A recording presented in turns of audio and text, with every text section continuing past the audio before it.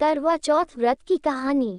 एक गांव में एक साहूकार के 7 बेटे और एक बेटी थी। सेठानी ने 7 बहुएं और बेटी सहित कार्तिक कृष्णा चौथ को करवा चौथ का व्रत किया।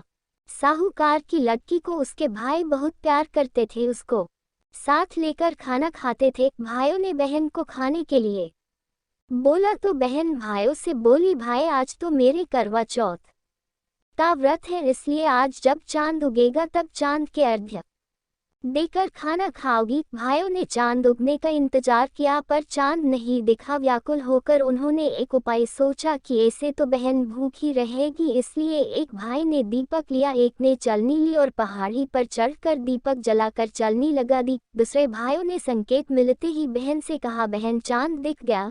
तब बहन ने अपनी भाभियों से कहा, भाभी चांद दिख गया, चांद देख लो। तो भाभी बोली, ये तो आपका चांद दिखा है, हमारा चांद तो रात में दिखेगा। बहन ने अपने भाइयों पर विश्वास कर चांद को अर्घ्य देकर खाना खाने बैठी। पहले ग्रास में बाल आया, दूसरा ग्रास खाने लगी तो ससुराल से बाई को लेने वाले आ गए और बोले, बेटा बहुत बीमार है, बहू को भेज दो।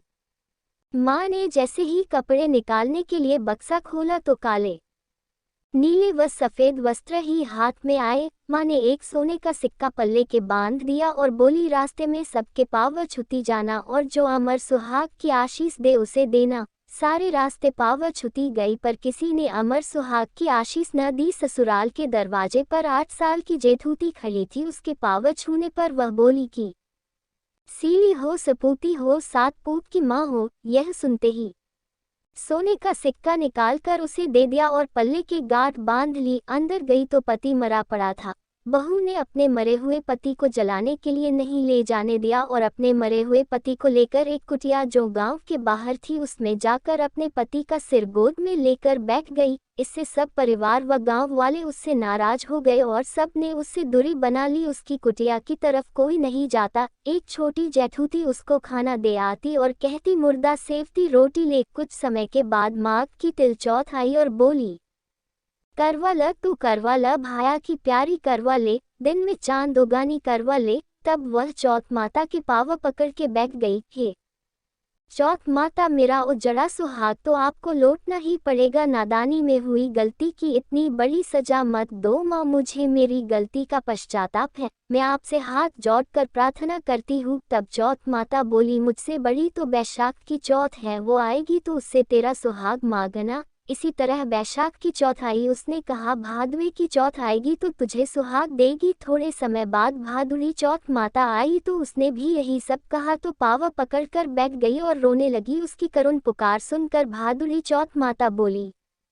तुझसे कार्तिक कृष्ण करवा चौथ माता रुष्ट हुई है तो वही तेरा सुहाग तुझे लौटा सकती है, यदि वह चली गई तो तुझे तेरा सुहाग कोई नहीं लौटा सकता।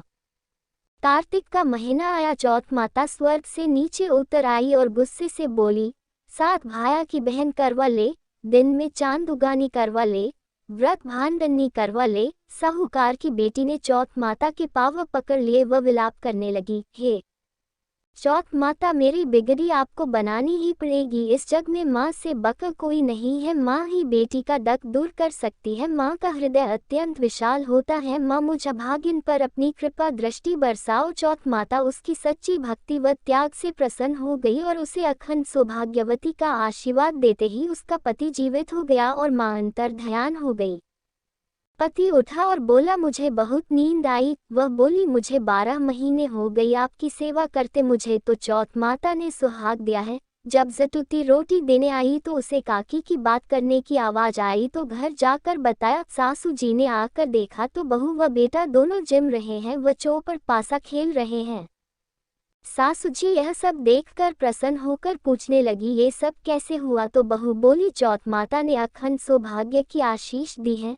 सब लोग चौथ माता का चमत्कार देख चौथ माता की जय जयकार करने लगे। चौथ माता का उद्यापन कर सारी नगरी में कहलवा दिया कि सब कोई चौथ माता का व्रत करो। तेहर चौथ नहीं तो 4 चौथ नहीं तो 2 चौथ तो सबको करनी ही चाहिए।